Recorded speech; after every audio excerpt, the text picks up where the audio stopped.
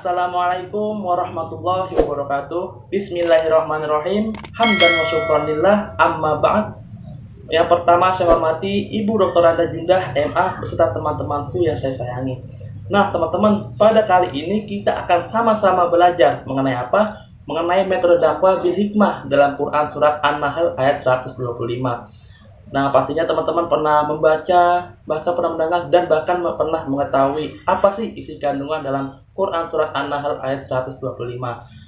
Nah teman-teman, sebelum kita sesi ke pembahasan, alangkah baiknya kita berkenalan terlebih dahulu. Izinkan saya selaku moderator untuk memperkenalkan anggota kelompok 4 sebagai berikut.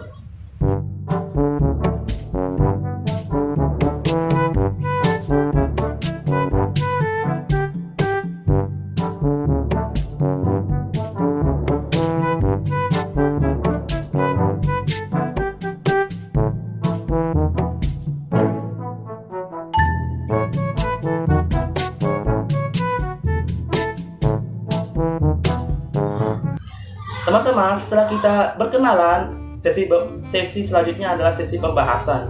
Nah, marilah teman-teman, di dalam sesi pembahasan ini kita lebih semangat lagi, lebih kreatif lagi, dan lebih inovatif lagi.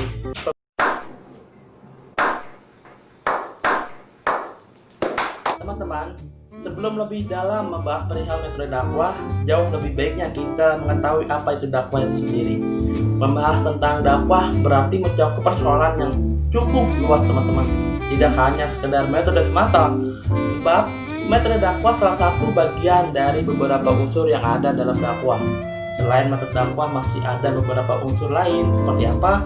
Seperti subjek dakwah, objek dakwah, materi dakwah, dan tujuan dakwah. Secara etimologis pasti teman-teman sudah mengetahui apa itu dakwah.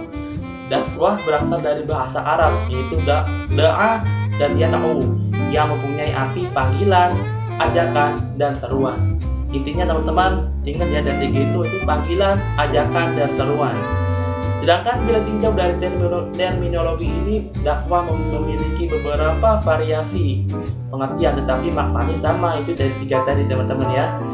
Nah teman-teman, untuk teman-teman yang ingin tahu apa sih dari pengertian terminologi itu, saya akan memberikan sebuah slide mengenai pengertian dakwah.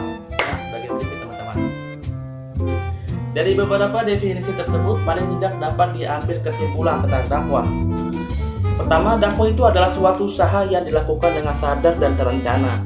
Dua, usaha dakwah itu adalah untuk memperbaiki situasi yang lebih baik dengan mengajak manusia untuk selalu ke jalan Allah SWT. Yang terakhir, proses penyelenggaraan itu adalah untuk mencapai tujuan yang bahagia dan sejahtera baik dunia maupun akhirat. Tentunya apa? Tujuan dakwah itu sendiri bisa memperoleh kesejahteraan dalam dunia maupun di akhirat.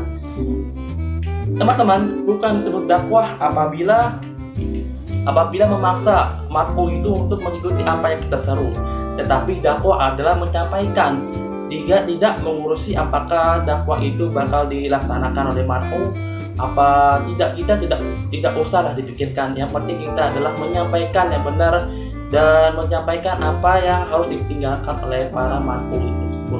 Dan dakwah itu dikatakan sebagai dakwah apabila kita menyeru atau mengajak kepada hal-hal yang baik, yaitu hal-hal yang sesuai dalam ajaran Islam. Apabila di luar dalam ajaran Islam, maka itu bukan dinamakan sebuah dakwah teman-teman.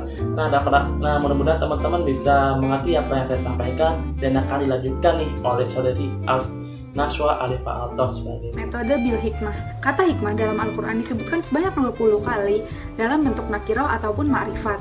Bentuk masdarnya adalah hukman yang diartikan secara makna aslinya adalah mencegah.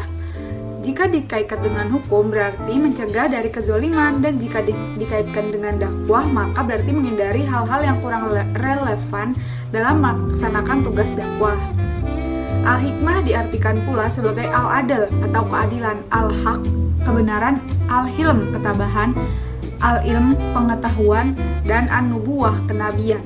Di samping itu, al-hikmah juga diartikan sebagai menempatkan sesuatu pada porsinya. Al-hikmah juga berarti pengetahuan yang dikembangkan dengan tepat sehingga menjadi sempurna. Menurut pendapat ini, al-hikmah termanifestasikan ke dalam 4 hal. Kecakapan manajerial, kecermatan, kejernihan pikiran, dan ketajaman pikiran. Sebagai metode dakwah, al-hikmah diartikan bijaksana, akal budi yang mulia, lapang dada, hati yang bersih, dan menarik perhatian kepada agama atau Tuhan. Baik, di sini saya akan menjelaskan hikmah dalam dakwah. Dalam menghadapi mad'u yang beragam tingkat pendidikan, strata sosial, dan latar belakang, para dai memerlukan hikmah, sehingga ajaran Islam mampu memasuki ruang hati para mad'u dengan tepat. Oleh karena itu, para dai dituntut untuk mampu mengerti dan memahami sekaligus memanfaatkan latar belakangnya, sehingga ide-ide yang diterima dirasakan sebagai sesuatu yang menyentuh dan menyejukkan kalbunya. Kepiawaian dai mencari titik temu heterogenitas perbedaan adalah bagian dari hikmah. Dai juga akan berhadapan dengan realitas perbedaan agama dalam masyarakat yang heterogen. Kemampuan dai untuk bersifat objektif terhadap umat lain, berbuat baik dan bekerja sama dalam hal-hal yang dibenarkan agama tanpa mengorbankan keyakinan yang ada pada dirinya. Pendapat para mufasir tentang surat An-Nahl ayat 125 bahwa al-ayah yang berarti, serulah wahai manusia kepada jalan Tuhanmu dengan hikmah dan pelajaran yang baik, dan bantahlah mereka secara yang baik. Sesungguhnya Tuhanmu dialah yang lebih mengetahuinya tentang siapa yang tersesat dari jalannya, dan dialah yang lebih mengetahui orang-orang yang mendapat petunjuk. Ayat ini dipahami oleh sementara ulama sebagai menjelaskan 3 macam metode dakwah yang harus disesuaikan dengan sasaran dakwah. Terhadap cendekiawan yang memiliki pengetahuan tinggi, diperintahkan menyampaikan dakwah dengan hikmah, yakni berdialog dengan kata-kata bijak sesuai dengan tingkat kepandaian mereka terhadap kaum awam. Diperintahkan menerapkan mau'izah, yakni memberikan nasihat atau perumpamaan yang menyentuh jiwa sesuai dengan taraf pengetahuan mereka yang sederhana. Sedangkan tahap Alkitab dan penganut agama-agama lain yang diperintahkan adalah jidal atau berdebat dengan cara yang terbaik, yaitu dengan logika, retorika yang halus, dan lepas dari kekerasan. Bismillahirrahmanirrahim. Jadi kesimpulannya, kata hikmah dalam Al-Quran disebutkan sebanyak 20 kali, baik dalam bentuk nakiro maupun makrifat. Jika dikaitkan dengan hukum, berarti mencegah dari kezoliman. Dan jika dikaitkan dengan dakwah, maka berarti menghindari dari hal-hal yang kurang relevan dalam melaksanakan tugas dakwah. Al-hikmah diartikan pula sebagai al-adl, keadilan, al-haq, kebenaran, al-hilm, ketabahan, al-alim, pengetahuan, dan an-nubuwah, kenabian. Menurut pendapat ini, hal hikmah termanifestasikan ke dalam 4 hal, yaitu kecakapan manajerial, kecermatan, kejernihan pikiran, dan ketajaman pikiran. Makna yang ditarik dari kata hakamah yang berarti kendali, karena kendali yang menghalangi hewan atau kendaraan mengarah ke arah yang tidak diinginkan atau menjadi liar. Dan memilih perbuatan yang terbaik dan sesuai adalah perwujudan dari hikmah. Memilih yang terbaik dan sesuai dari 2 hal yang buruk pun dinamai hikmah. Dan pelakunya dinamakan hakim, bijaksana. Siapa yang tepat dalam penilaiannya dan dalam pengaturannya, dialah yang wajar menyandang sifat ini, atau dengan kata lain, dia yang hakim. Nah teman-teman, gimana nih rasanya nih yang sudah menonton video presentasi dari kelompok kami? Mudah-mudahan bisa menghibur dan tentunya bisa dipahami oleh teman-teman sekalian. Teman-teman yang mempunyai sejumlah pertanyaan silakan dicantumkan di grup diskusi. Dan ini kelompok 4 mengucapkan banyak terima kasih untuk teman-teman yang sudah menonton video presentasi kami sampai akhir.